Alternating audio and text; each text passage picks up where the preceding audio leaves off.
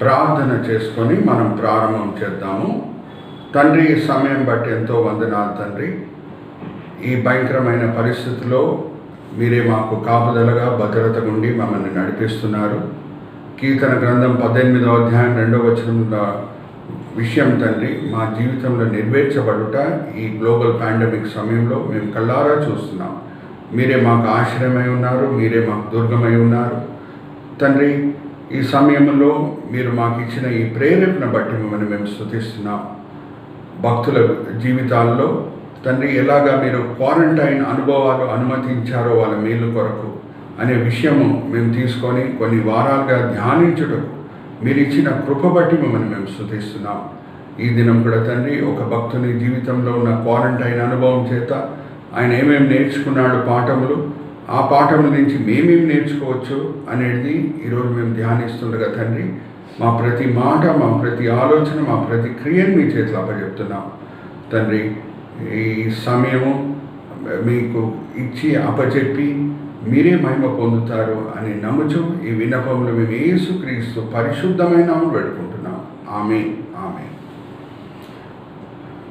సార్వత్రిక సంఘము ప్రేక్షకులకు నా వైపున, నా కుటుంబం వైపున మరి శుభములు పలుకుతున్నాను. మీకు జ్ఞాపకమే ఉంటుంది, కొన్ని వారాలుగా నేను బైబిల్ క్వారంటైన్స్ అనే ఒక సిరీస్ తీసుకొని మీ ముందు అనేక విషయాలు తీసుకొని వచ్చుట మీరు జ్ఞాపకం పెట్టుకొని ఉన్నారని నేను విశ్వసిస్తున్నాను. ఎన్నో విశ్వాస వీరుల జీవితంలో దేవుడు వాళ్ళ మేలు కొరకే కొన్ని క్వారంటైన్ అనుభవాలు అనుమతించాడనే విషయం మనము చూసి ఉన్నాము. అయితే ఈ కాలంలో ప్రతి వ్యక్తి నోట్లో ఈ లాక్డౌన్ క్వారంటైన్ ఉంటుంది కాబట్టి నేను ఈ అంశంని తీసుకొని చాలా లోతులో వెళ్ళి కొన్ని మర్మాలు మీ ముందు తీసుకొని రావాలని ప్రేరేపించబడి దేవుని చేత ఈ సిరీస్ నేను వారాలుగా నడిపిస్తున్నాను. మొదటిగా మనం యోసేపు జీవితంలో ఆయన క్వారంటైన్ అనుభవం దాని గురించి మనం చూసాము. దాని తర్వాత మోషే జీవితంలో ఆయన క్వారంటైన్ అనుభవాల చేత ఆయన ఏం నేర్చుకున్నాడో అవన్నీ కూడా మనం గమనించాము. తర్వాత పౌలు జీవితంలో ఆయన క్వారంటైన్ అనుభవం చేత దేవుడు ఏమేమి మేళ్ళు ఆయన జీవితంలో వచ్చేటట్లు చేశారో అది మనం చూసాం. పౌలు తర్వాత ఎలియా ప్రవక్త తర్వాత మన యేసుక్రీస్తు ప్రభువారు. పోయిన వారము మనము యోనా ప్రవక్త జీవితంలో ఆయన క్వారంటైన్ అనుభవం ద్వారా కొన్ని పాఠములు నేర్చుకున్నాం. ఈ దినము నేను దావీదు గురించి మీ ముందు కొన్ని విషయాలు తీసుకొని రావాలని నేను కోరుకుంటున్నాను. ఆయన జీవితంలో కూడా దేవుడు క్వారంటైన్ అనుమతించాడు. అయితే ఆ క్వారంటైన్ అనుభవంకి వచ్చే ముందు దావీదు జీవితంలో జరిగిన కొన్ని విషయాలు కూడా మీతో నేను పంచుకొని దాని తర్వాత ఆ క్వారంటైన్ అనుభవం దగ్గర రావాలని నేను కోరుకుంటున్నాను. నేను కొన్ని పీస్ వాడతానండి సబ్హెడింగ్స్ ఈ దినము జ్ఞాపకం పెట్టుకోండి. చివరిలో నేను ర్యాపప్ కూడా చేస్తాను. ఆ పీలే వాడి ఈ సందేశము మీ ముందు తీసుకొని రావడానికి, దాని సారాంశం మీ ముందు చక్కగా తీసుకురావడానికి ఈ పీస్ నేను వాడుతున్నాను. మరి చెప్తున్నాను, చివరిలో మరి దాన్ని ర్యాపప్ చేద్దాం, సమరైజ్ చేద్దాం, నేర్చుకునే పాఠాల బట్టి దేవుని మనము మహిమపరుస్తాం. మొదటిగా పర్సెప్షన్ అనేటప్పటికీ దేవుడు ఎలాగా దావీదుని చూశాడు అది చాలా ముఖ్యం. దేవునికి ఎన్నో పేర్లు ఉన్నాయి. ఒక పేరు బైబిల్లో ఏమి ఇవ్వబడింది అంటే ఎల్రోయి దేవుడు అంటే చూచుచున్న దేవుడు. ఆయనకు అన్నీ తేటగా కనిపిస్తుంది అని హీబ్రీలకు రాసిన పత్రిక 4వ అధ్యాయం 13వ వచనంలో మనము చదువుకోవచ్చు. మరి చెప్తున్నాను, హీబ్రీలకు రాసిన పత్రిక 4వ అధ్యాయం 13వ వచనంలో మనం గమనిస్తే దేవునికి అన్నీ తేటగా కనిపిస్తుంది అనే మాట అక్కడ రాయబడి ఉన్నది. అయితే దావీదు గురించి దేవుడు ఏమని అంటున్నాడు అని అంటే హృదయానుసారి. హల్లెలూయా, ప్రైజ్ ది లార్డ్. హృదయానుసారి ఈ మాటలు మనము 1 సామెల గ్రంథము 13వ అధ్యాయము 14వ వచనం, 1 సామెల గ్రంథము 13వ అధ్యాయం 14వ వచనం మనం గమనిస్తే దావీదుకి దేవుడే ఇచ్చిన పేరు ఏంటంటే హృదయానుసారి. హల్లెలూయా, ప్రైజ్ ది లార్డ్. ఇంకా అప్పటికి దావీదు అభిషేకించబడలేదు, ఇంకా గోలియాతుతో యుద్ధం కూడా చేయలేదు. కానీ దేవుడు ముందే దావీదు హృదయంని ఎరిగిన దేవుడై ఉన్నాడు. Hallelujah, praise the lord. So first P which I'm using is perception. దేవుడు ఎలాగా దావీదుని చూశాడో దావీదు పట్ల దేవుడు పలికిన మాటలేంటో హృదయానుసారి అనే మాటతో దావీదుని పిలుచుట మనము చూస్తున్నాం.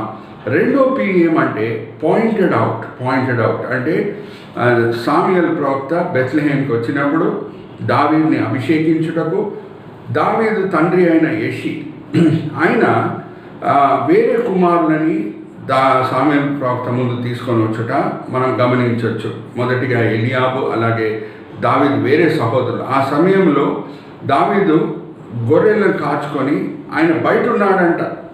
ఇంకా జెస్సీ వచ్చి ఖచ్చితంగా దేవుడైతే దావీదుని మాత్రము బహుశా ఎన్నుకోలేదు, వేరే కుమారులను ఎన్నుకొని ఉండొచ్చు అభిషేకం కొరకు అని ఆ ఊహతో వేరే కుమారులను తీసుకొని వచ్చుట మనం చూస్తున్నాం. కానీ దావీదుని తీసుకొని రాలేదు. కానీ దేవుడు సామ్యూయల్ ప్రవక్త చెప్పిన మాటలు ఏంటంటే, అది మనం ఎప్పుడు మర్చిపోకూడదు.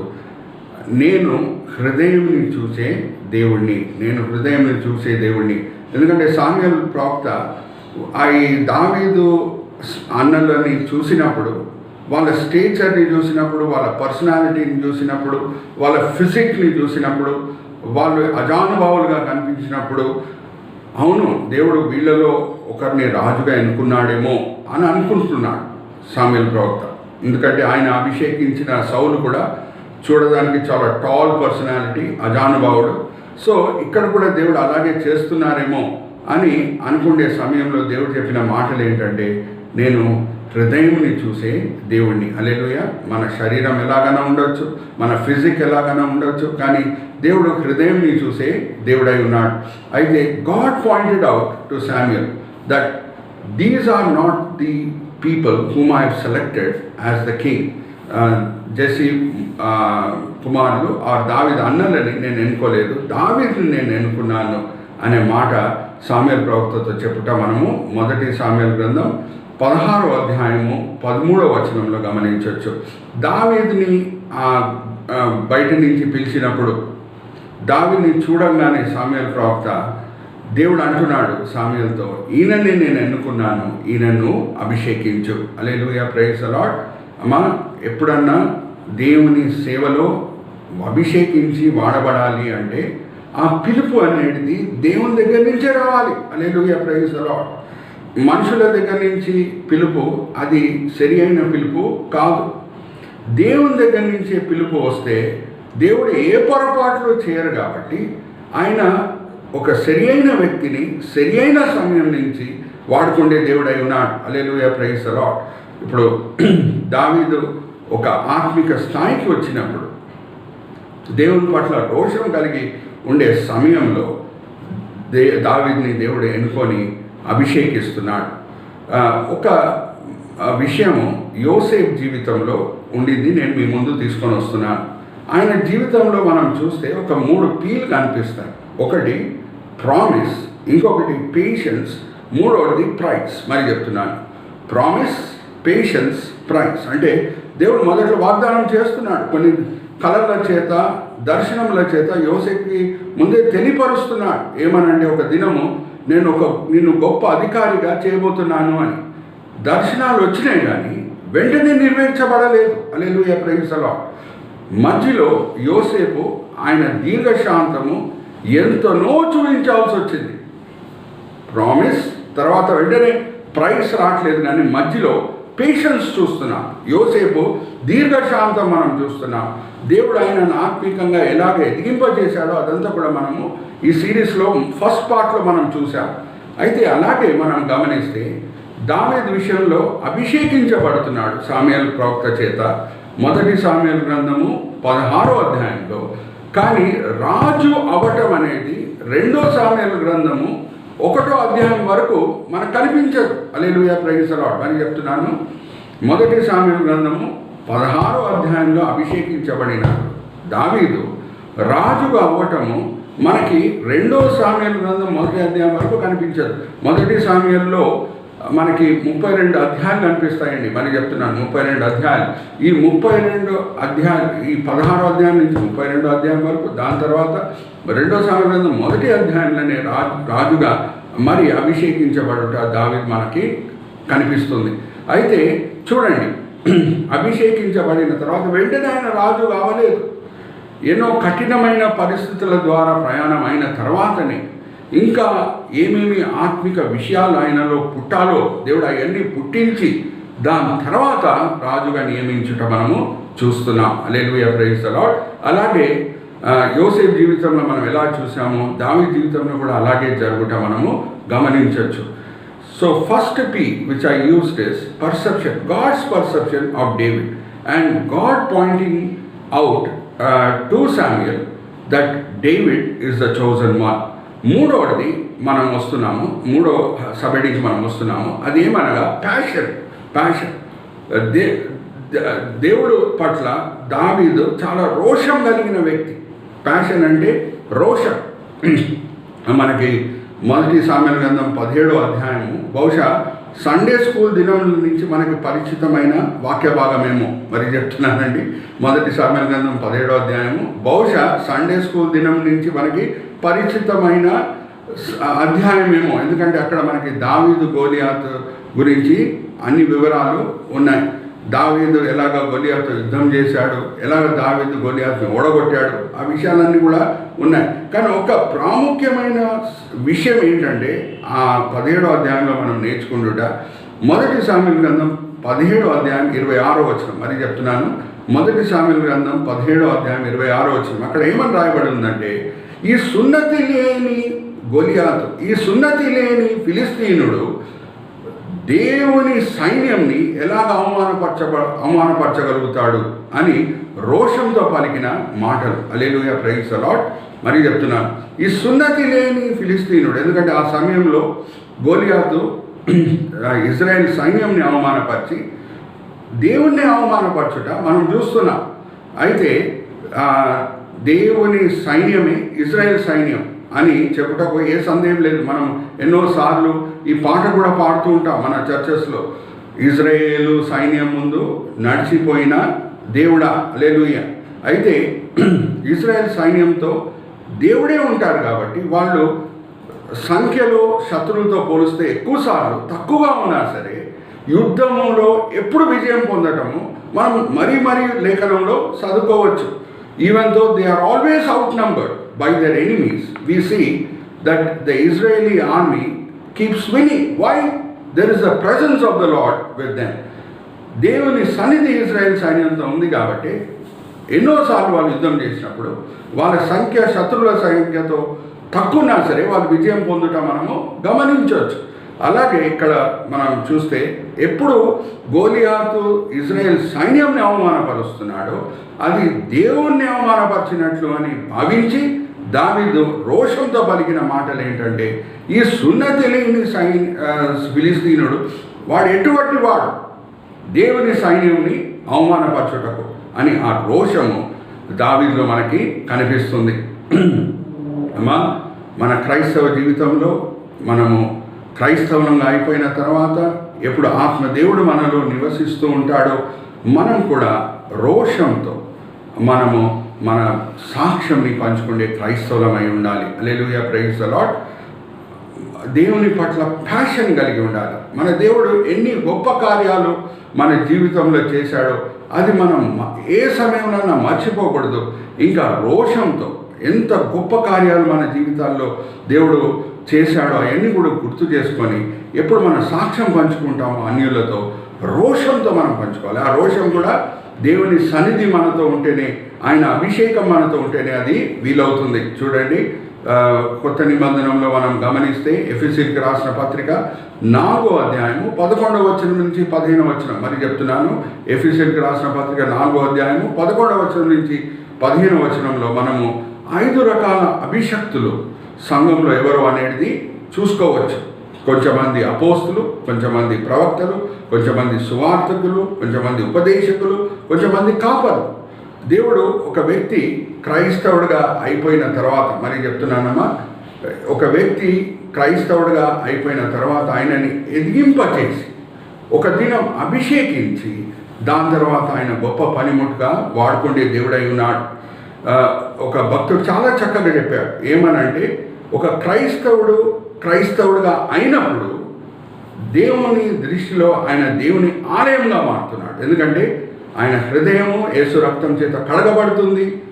దేవుని ఆలయం అవుటకు దానికి యోగ్యత కలుగుతుంది. ఒక కొలత ఆత్మ ఇవ్వబడుతుంది. ఆ క్రైస్తవునికి దేవుని ఆలయంగా మారుతున్నాడు. కానీ అభిషేకించబడినప్పుడు ఒక క్రైస్తవుడు దేవుని ఖడ్గంగా మారుతున్నాడు. హల్లెలూయా, ప్రైజ్ ది లార్డ్. ఆలయంగా మారిన క్రైస్తవుడు అభిషేకించబడిన తర్వాత ఖడ్గంగా మారుతున్నాడు. అయితే రోషంతో ఆయన పరిచర్య చేసే క్రైస్తవుడై ఉండాలి. అభిషేకం పొందిన దావీదు చూడండి, రోషంతో పలికిన మాటలు ఏమనగా, ఈ సున్నతి లేని ఫిలిస్తీనుడు వీడు ఎటువంటి వాడు, దేవుని సైన్యంని అవమానపరచుటకు. ఈ రోషంతో ఆయన వెళ్ళి యుద్ధం చేసినప్పుడు దేవుడు అద్భుత రీతిగా దావీదు వైపున ఉండి దావీదు ఎలాగ విజయం పొందుతున్నాడు ఇవన్నీ కూడా మనం సండే స్కూల్ దినం నుంచి చదువుకొని ఉండొచ్చు. అయితే ఒక్క మాట, ఏది కొత్త నిబంధనతో కూడిన మాట నేను ఒకటి చెప్పేసి దావీదు గురించి ముందుకు వెళ్తాను. అది ఏమనగా, దావీదు గోలియాతు ఖడ్గంనే వాడి గోలియాతుని చంపుట మనకి కనిపిస్తుంది. మరి చెప్తున్నాను, దావీదు గోలియాతు ఖడ్గంనే వాడి గోలియాతు తలని నరికివేయటం మనము చూస్తున్నాం. ఇదే మాటలు మనం గమనిస్తే హీబ్రీలకు రాసిన పత్రిక 2వ అధ్యాయం 14-15 వచనాలు. మరి చెప్తున్నాను, హీబ్రీలకు రాసిన పత్రిక 2వ అధ్యాయం 14-15 వచనంలో ఏమని రాయబడి ఉందంటే, యేసుక్రీస్తు ప్రభువారు ఆయన మరణించి చావుకే చావు దెబ్బ కొట్టాడు. హల్లెలూయా, ప్రైజ్ ది లార్డ్. మరి చెప్తున్నాను, అంతకీ మరణం అనేది అది సాతానుడి చేతిలో ఉన్న ఖడ్గం. అది సాతానుడి చేతిలో ఉన్న ఖడ్గం మరణం అనేది. అయితే యేసుక్రీస్తు ప్రభువారు ఆయన మరణించి చావుకే చావు దెబ్బ కొట్టాను అనే మాట మనం హీబ్రీలకు రాసిన పత్రిక 2వ అధ్యాయం 14-15 వచనాల్లో చదువుకోవచ్చు. అంటే ఇక్కడ దావీదు గోలియాతు యుద్ధంలో మనం చూసేది ఏంటంటే, సిలువ మీద ఏం కార్యం జరగబోతుందో ఒక విధానంగా మనం గమనిస్తే అది దాన్ని సూచిస్తుంది. హల్లెలూయా, ప్రైజ్ ది లార్డ్. ఎలాగా దావీదు గోలియాతు ఖడ్గంనే వాడి గోలియాతుని చంపాడు, అలాగే యేసుక్రీస్తు ప్రభువారు ఆయన సాతానుడి ఖడ్గము, ఆ సాతానుని ఆయుధము మరణంని వాడి మరణంని జయించాడు. హల్లెలూయా, ప్రైజ్ ది లార్డ్. అయితే మనం ఇప్పుడు ఇంకొక పీక్ మనం వద్దాం. అదేంటంటే popularity. First P perception, second P pointed out, third P is passion, fourth P is popularity. ఎప్పుడు గొలియాతుని చంపివేసేశాడో దావీదు ఇజ్రాయెల్ ప్రజల మధ్యన ఆయన చాలా పేరు పొందిన వ్యక్తిగా మారిపోతున్నాడు.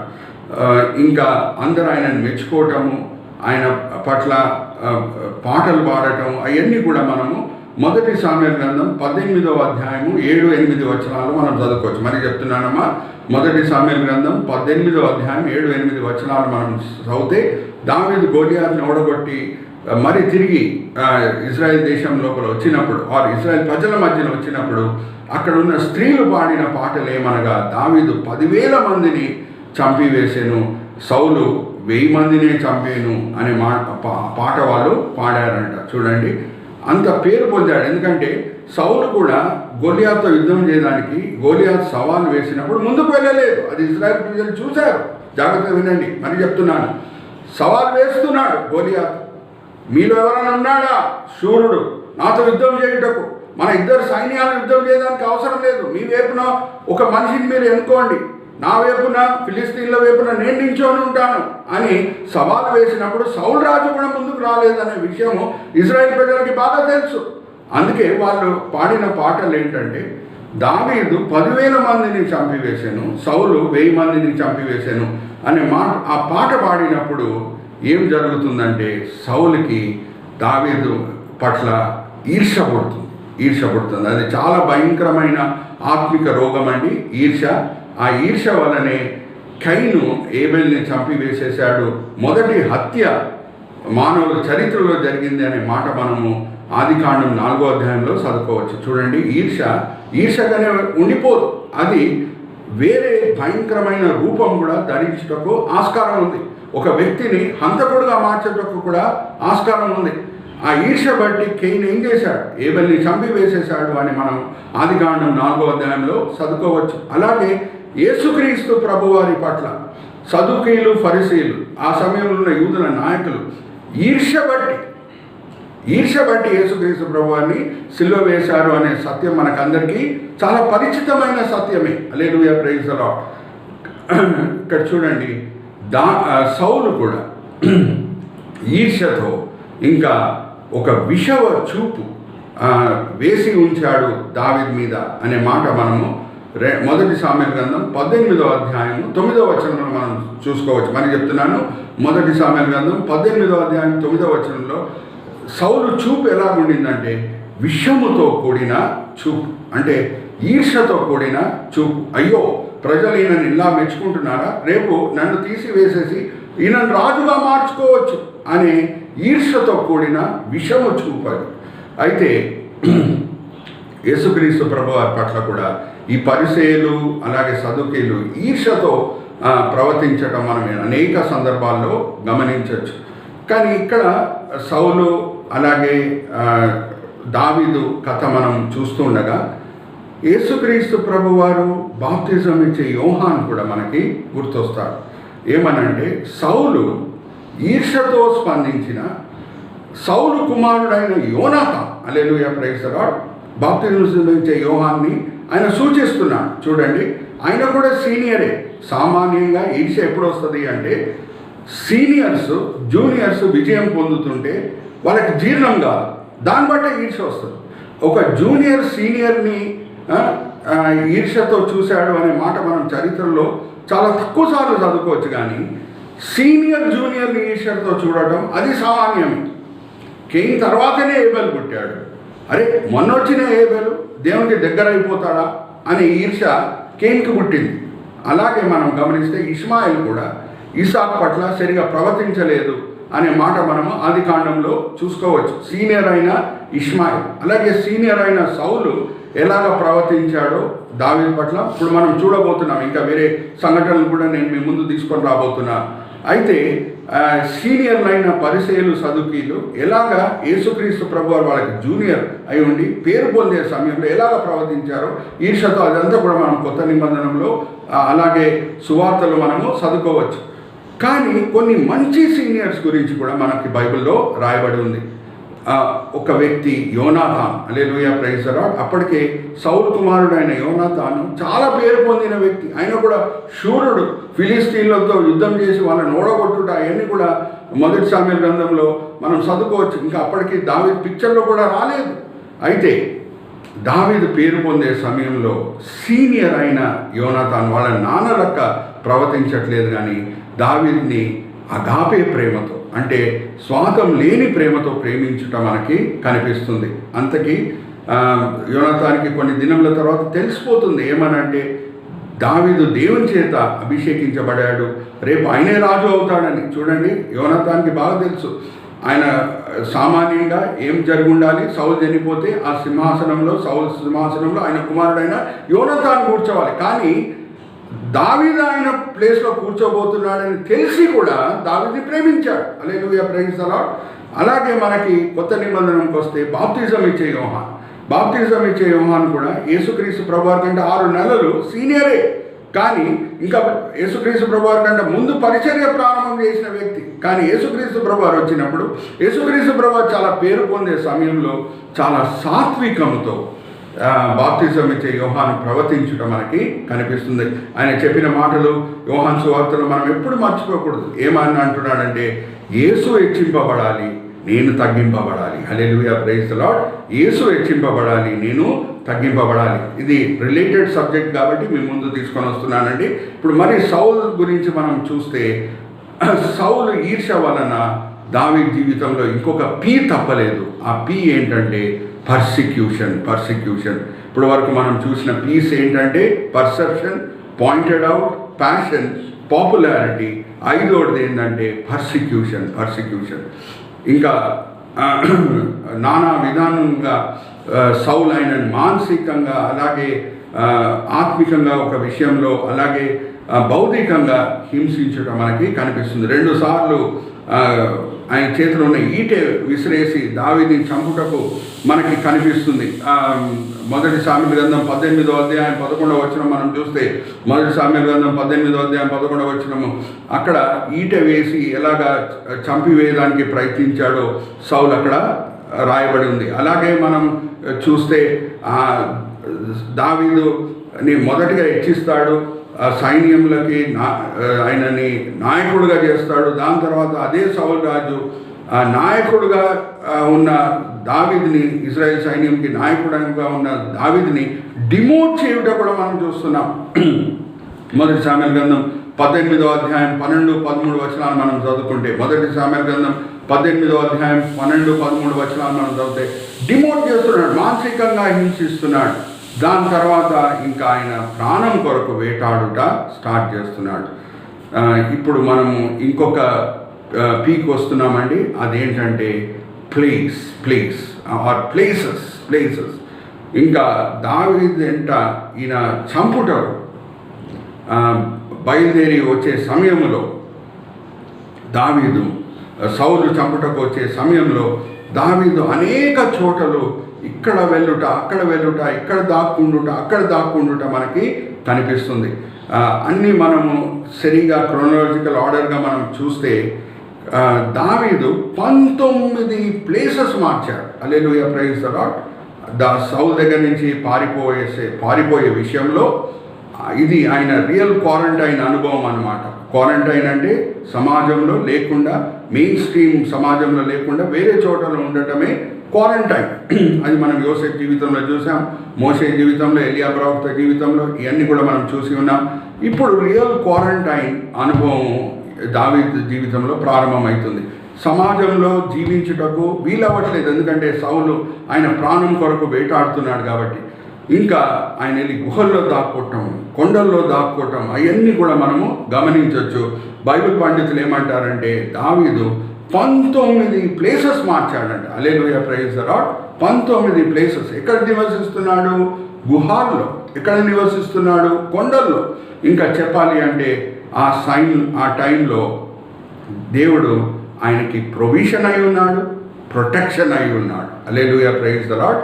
ఇంకొక పీక్ మనం వస్తున్నాం. ఈ క్వారంటైన్ టైంలో గుహల్లో దాక్కుండే సమయంలో, కొండల్లో దాక్కుండే సమయంలో, సౌలు దగ్గర నుంచి పారిపోయే సమయంలో దేవుడు ఆయనే దావీదుని పోషించుట మనకి కనిపిస్తున్నది. చూడండి, గుహాల్లో అన్నా అలాగే కొండల్లో అన్నా ఆహారం ఎలాగా ఒక మామూలు సమాజంలో మనకి ఎలాగ దొరుకుతుందో, ఒక పట్టణంలో ఎలా దొరుకుతుందో అక్కడ ఆహారం అలాగ దొరకదు. గుహాల్లో దొరకదు, కొండల్లో దొరకదు, ఎలాగ మనకు ఒక పట్టణంలో దొరుకుతుందో. కానీ దావీదు ఒక్క దినం కూడా ఆకలితో బాధపడినట్టు మనకు కనిపించదు. హల్లెలూయా, ప్రైజ్ ది లార్డ్. ఇంకా సౌలు రాజు ఎంతైనా చంపుటకు ప్రయత్నించినా సరే దావీదు చుట్టూ దేవుని అగ్ని కంచె ఉండుట మనకి కనిపిస్తుంది. దేవుడు ఆయనకి ఆశ్రయమై ఉన్నాడు, దుర్గమై ఉన్నాడు. అందుకే దావీదు రాసిన కీర్తనలోనే మనం చూసుకోవచ్చండి. 18వ అధ్యాయం 2వ వచనం, కీర్తన గ్రంథం 18వ అధ్యాయం 2వ వచనం, దేవుడు నాకు ఆశ్రయమై ఉన్నాడు, దుర్గమై ఉన్నాడు అని దావీదే రాసుట మనకి కనిపిస్తుంది. అయితే God was David's provision and God was David's protection in his quarantine period. As he was fleeing away from King Saul, and he changed places 19 times. మనకి మొదటి సామెల గ్రంథం 22వ అధ్యాయం 3వ వచనంలో ఏం కనిపిస్తుందంటే, మరి చెప్తున్నానమ్మా, మొదటి సామెల గ్రంథం 22వ అధ్యాయం 3వ వచనం, అక్కడ మనకేం కనిపిస్తుందంటే దావీదు సౌలు ఇమోషనల్ బ్లాక్మెయిల్ చేయొచ్చేమో అని వాళ్ళ తల్లిదండ్రులను తీసుకొని వెళ్ళి మోయాబు రాజు దగ్గర దాచిపెట్టాడంట. ఎవరి దగ్గర దాచిపెట్టాడు అంటే మోయాబు రాజు. ఎందుకు మోయాబు రాజు ఎన్నుకున్నాడంటే ఈయన రూత్ కనెక్షన్ తెలిసి ఉన్నాడు కాబట్టి. రూత్ మోయాబిరాలు. అయితే మోయాబు రాజు దావీదు కనెక్షన్, ఆయన యాన్సిస్ట్రీ, ఆయన జీనియాలజీ, ఆయన వంశావళి అది చూసి దావీదు తల్లిదండ్రుల పట్ల కనికరం చూపిస్తాడు అని ఆ మాట విశ్వసించి మోయాబు రాజు దగ్గర వెళ్ళి ఆయన తల్లిదండ్రులను దాచిపెట్టుట మనకి కనిపిస్తుంది. ఎందుకంటే సౌలు ఏ పనన్నా చేయొచ్చు, ఇమోషనల్ బ్లాక్మెయిల్ చేయొచ్చు, వీళ్ళని చెరలో ఉంచుకొని ఇంకా దావీదుని ఆయన బెదిరించవచ్చు. నువ్వు రా, ఎక్కడ దాక్కొని ఉన్నావో రా, కనిపించు నాకు, లేకపోతే మీ తల్లిదండ్రులను చంపి వేసేస్తాను అని అలాగా బెదిరించవచ్చు, అలాగే ఇమోషనల్ బ్లాక్మెయిల్ చేయొచ్చు అని ఏం చేస్తున్నాడు, వాళ్ళ తల్లిదండ్రులను తీసుకొని వెళ్ళి మోయాబు రాజు దగ్గర అప్పచెప్తున్నాడు. ఈయనైతే గుహల్లో నివసిస్తున్నాడు, కొండల్లో నివసిస్తున్నాడు. ఎంత ప్రయత్నం చేసినా సరే, లేఖనం ఏం చెప్తుందంటే ఎంత ప్రయత్నం చేసినా సరే సౌలు రాజు దావీదుని చంపుటకు దావీదు సౌలు చేతిలో చిక్కుకోకుండా దేవుడే దావీదుని కాపాడాను అనే మాట మనము లేఖనంలో చదువుకోవచ్చు. సౌలు ఎంత ప్రయత్నించినా సరే దావీదుని పట్టుకొని చంపుటకు దావీదు సౌలు చేతిలో చిక్కుకోకుండా కాపాడబడాడు దేవుని చేత అనే మాట మనం లేఖనంలో చదువుకోవచ్చు. అయితే after place and provision and protection we come to priority. దావీదు విషయంలో ఏది అన్నిటికంటే ముఖ్యమో హృదయానుసారి అని దేవుడు ముందే చెప్పి ఉన్నాడు కదా. ఆ హృదయానుసారి 2 సందర్భాల్లో ఎలాగ ప్రవర్తిస్తున్నాడో ఆయన ప్రయారిటీ ఏంటో మనకి చాలా చక్కగా కనిపిస్తుంది. ఏది దావీదుకి ముఖ్యమో అది మనకి తేటగా కనిపిస్తుంది. ఏమనంటే 1 సామెల గ్రంథం 24వ అధ్యాయం, తర్వాత 1 సామెల గ్రంథం 26వ అధ్యాయం. మరి చెప్తున్నాను, 1 సామెల గ్రంథం 24, అలాగే 1 సామెల గ్రంథం 26. ఈ 2 అధ్యాయాల్లో మనం గమనిస్తే దావీదుకి ఆయనని పీడించే హింసించే సౌలు రాజుని చంపుటకు మంచి అవకాశం దొరుకుతుంది. చూడండి, ఆయనని పీడించి హింసించే సౌలు రాజుని చంపుటకు దావీదుకి 2 సార్లు అవకాశం దొరుకుతుంది.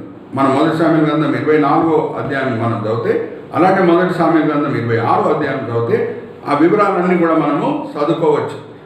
అయితే నేను దేని గురించి ఫోకస్ చేస్తున్నానంటే, దేని మీద నేను ఫోకస్ చేస్తున్నానంటే దావీదులో ఉన్న ప్రయారిటీ ఏంటి.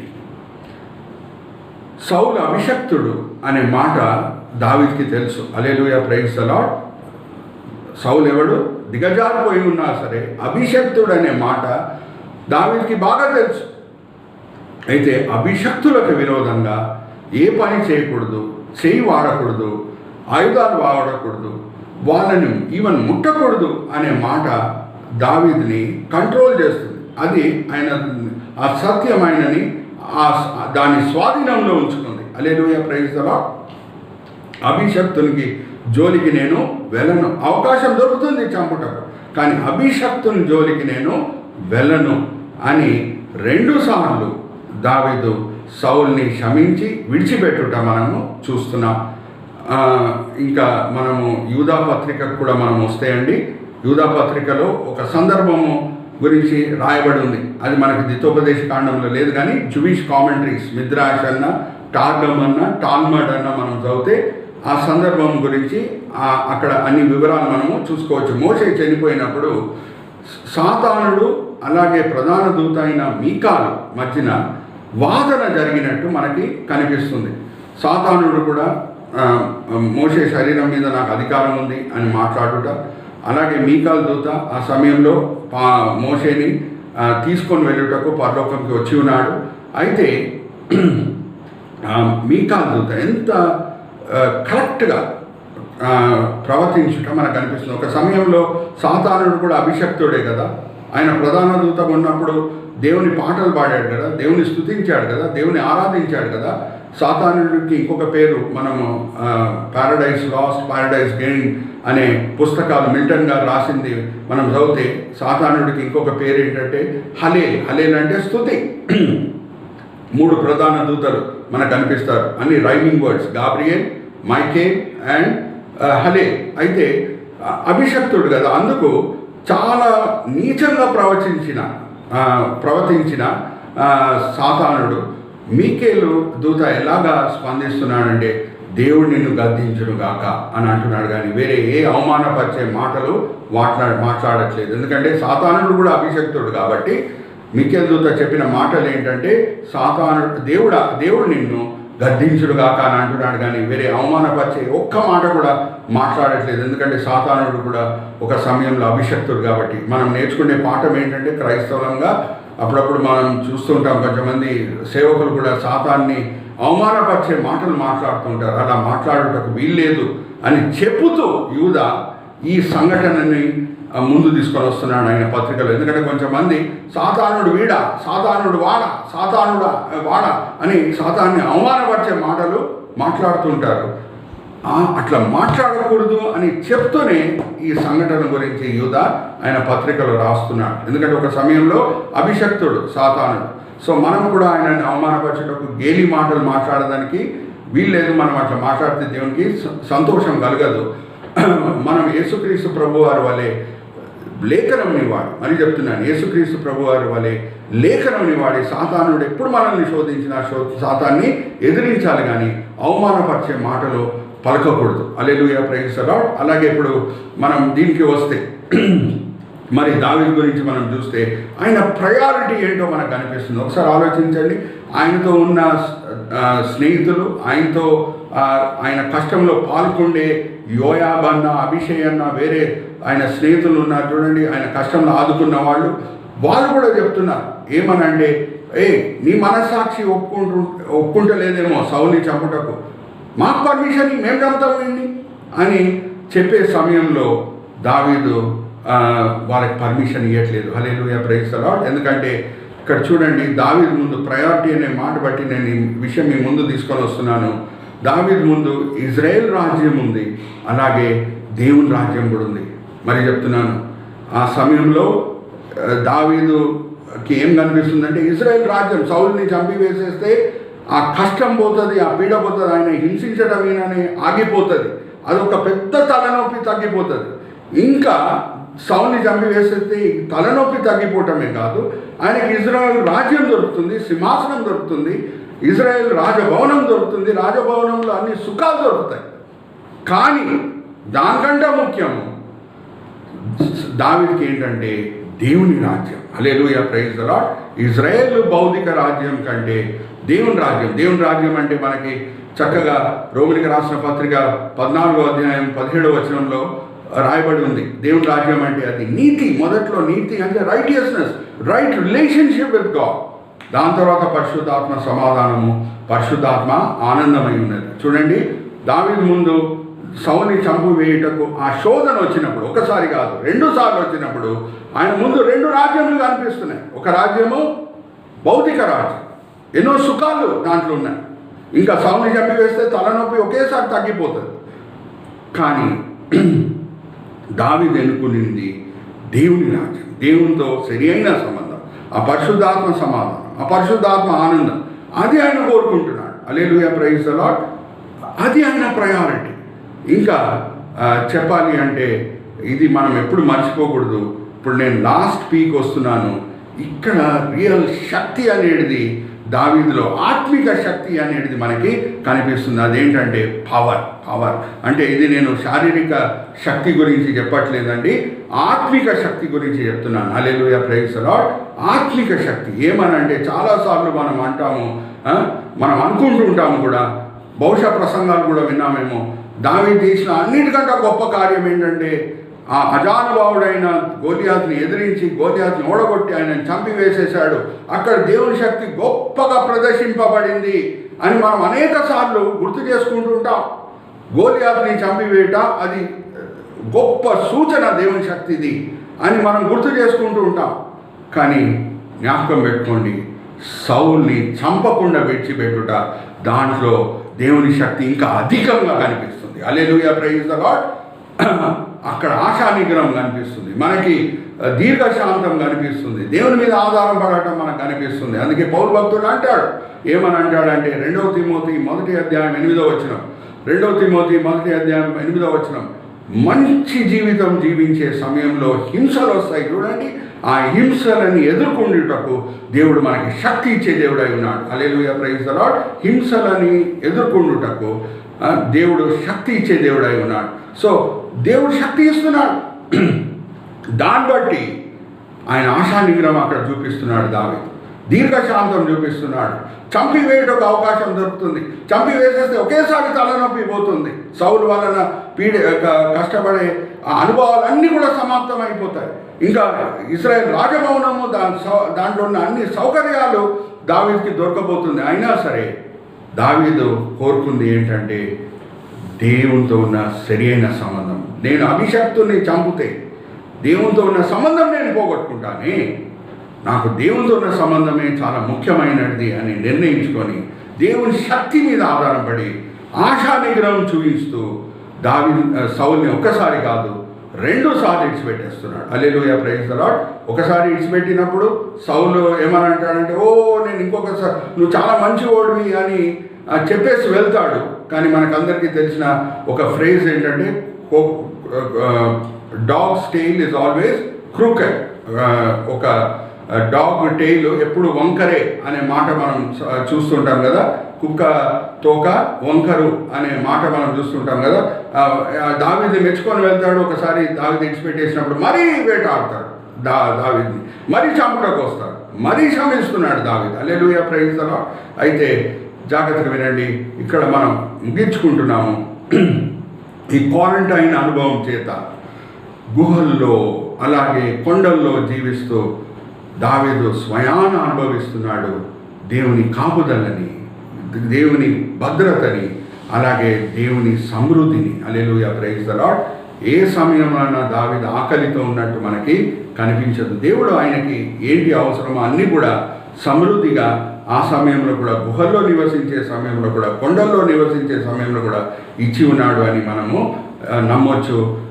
ఇంకొకటి ఏంటంటే, దావీదు ఆ సమయంలో, క్వారంటైన్ సమయంలో ఆయన చూయించిన దీర్ఘశాంతం, ఆయన చూయించిన ఆశా నిగ్రహం, అది ఈ దినం కూడా మనల్ని ప్రేరేపించాలి, ప్రోత్సహించాలి.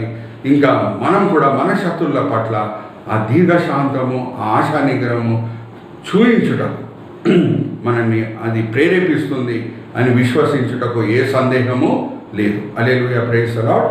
నేను ఇక్కడ ముగిస్తున్నానండి. మనం వాడిన పీస్ ఏమనగా, ఈరోజు దావీదు జీవితంలో దేవుడు అనుమతించిన క్వారంటైను. First perception. దేవుడు ఎలా చూశాడు దావీదుని? ఎలా చూశాడు అంటే హృదయానుసారిగా చూశాడు. రెండవది పాయింటెడ్ అవుట్. సామ్యుయల్కి దేవుడే చెప్తున్నాడు ఈయనని అభిషేకించు అని. మూడవది ప్యాషన్.